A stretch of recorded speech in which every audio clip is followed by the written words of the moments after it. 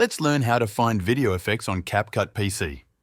First thing first, make sure that you have CapCut downloaded on your PC and that it is working properly. Next step is open a project you would like to add video effects on. In this case, I will create New Project.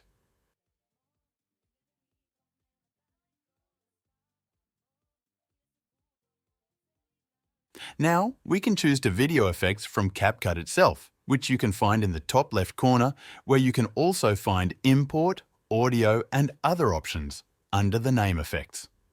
Now, you have to choose video effects, which are different from body effects. Every effect is different and almost everyone has its own category. Make sure to try them all and to check which one is perfect for your idea.